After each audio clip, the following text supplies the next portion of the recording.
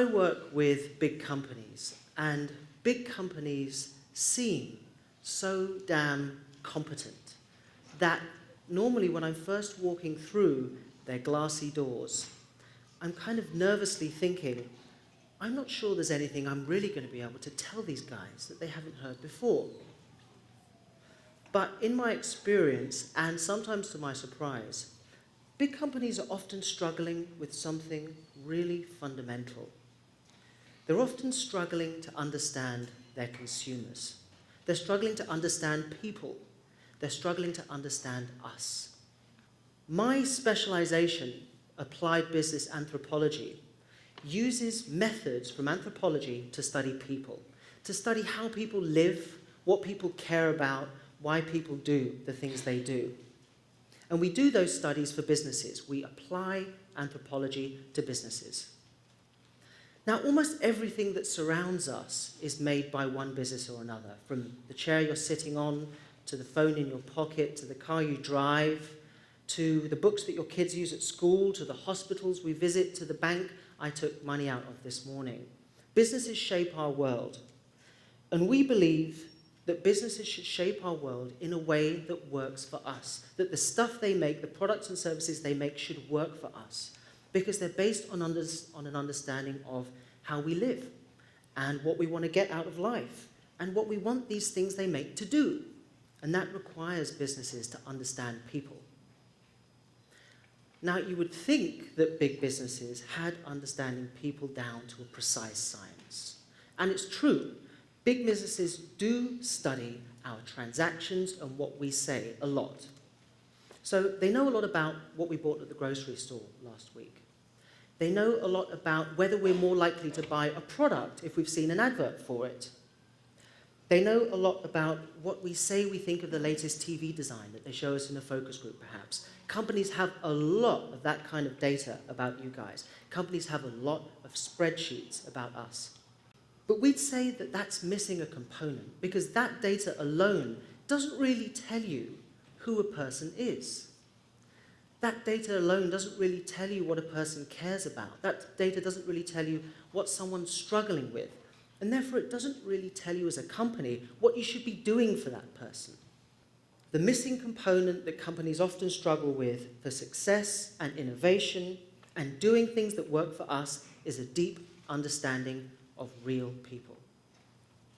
I was recently working with one of the leading pharmaceutical companies that make products for this skin condition, psoriasis. And I was sat with the boss of the company, and he had one question for me and my team, and that was, why don't people finish their psoriasis medication? Why don't they come back for their second tube of cream? And he'd looked at all his data, he'd looked at all of these numbers, and his best hypothesis was that people were forgetful. And some people are just lazy. So me and a team of anthropologists went out and we studied real people with psoriasis. We entered their lives. We spent days with them, with their families, out for dinner, down the pub. And what we found was that psoriasis was pretty much the worst part of these people's lives. One guy that I spent a few days with was called Trevor. And in the last year, he'd been struggling with psoriasis. He tried lots of medication, nothing had worked. And in that year, he'd lost his job because the idea of shaking hands with someone filled him with fear.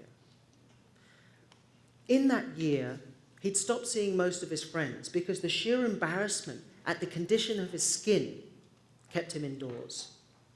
And one night, in an act of sheer desperation, Trevor had poured boiling water straight out of the kettle onto his constantly irritated knuckles. Trevor, like most people, was desperate for a solution and willing to try really anything. The last thing Trevor was forgetful. The last thing Trevor was lazy. So why weren't people using their psoriasis medicine as prescribed? Well, doctors and the pharmaceutical company were focusing on a strong message. They were saying, use this cream. It's proven to be effective.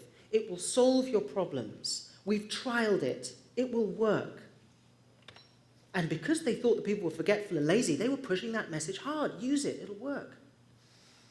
But that was setting unrealistic expectations that these desperate people hoped they would be cured in days, when in fact the product takes weeks to take effect, sometimes even months to truly clear up psoriasis. So people like Trevor would try it day 1, nothing. Day 2, nothing. Day 3, day 4, day 5, and by day 6, day 7, often they would simply give up. That this cure they'd hoped that they'd been waiting for, that they hoped would be the solution to all their problems would work, had failed, they'd simply give up. So that's an example of how far the hypotheses of companies based on a certain type of data and the reality of how people live and think and feel, how far apart those can be.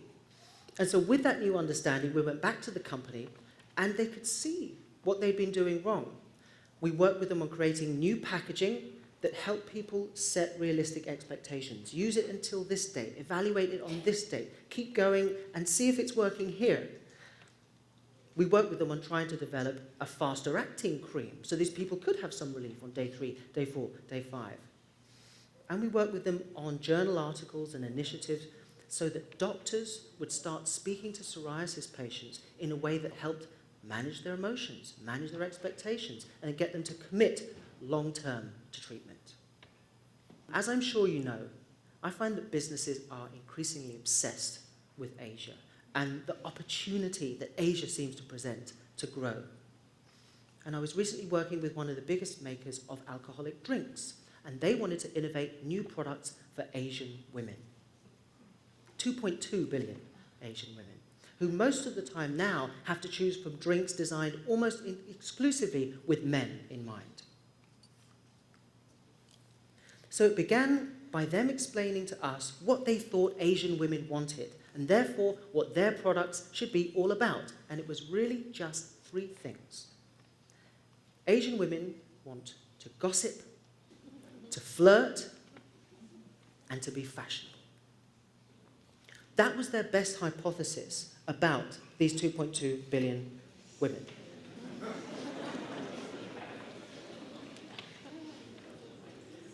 So the start of our project was to take a team of anthropologists and really spend time with Asian women. Spend time behind the scenes, try and understand what are they doing with their life, try and understand what do they say in private, what do they care about. And what we found was that these young Asian women were some of the most creative and entrepreneurial and smart and ambitious women that we had ever studied. One woman that I met, Kate, had recently started an online business to sell jam on Instagram. And she spent so much time grilling me for advice on innovation. I felt like I was the person being studied. These were women absolutely not to be underestimated. So we went back to the company and showed them this contrast of reality versus their assumptions. And it set the company on a new direction. They stopped thinking that the only thing you could make for women were these pink, sweet, sticky, fluffy, flirty drinks. And they started to consider, well, maybe we could make something more sleek, more sophisticated, more classy, perhaps something that's better suited to doing business than just flirting. They started to make events that weren't just about gossip, but were about networking, connecting women, helping them to succeed in their businesses. And they started thinking how their brands could genuinely support these women and all of their achievements rather than underestimating them. My final story is about working with a maker of deodorant and shower gels and shampoos and shaving equipment for men. And it began with me sat opposite the man in charge, and he was this big alpha male with strong opinions and even stronger cologne. And he started by explaining to me what he thought men wanted. He started by explaining the idea that was at the heart of his company and his industry. He thought that men, and indeed masculinity, was all about seducing as many women as possible.